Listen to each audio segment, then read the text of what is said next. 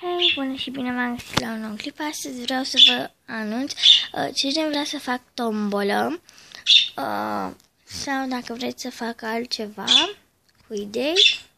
Deci, puteți să-mi spuneți. De exemplu, îmi place Coca-Cola, mi-a scris, parcă așa se numea. De exemplu, va primi un abonat, 2 like-uri la 2 videoclipuri care merită și, ce să zic, o colaborare sau ceva de genul. Găsesc eu. Ați înțeles? Ok, deci, acesta a fost anunțul foarte scurt și sper la măcar 5 sau 4 să fie de tombolă sau alte chestii.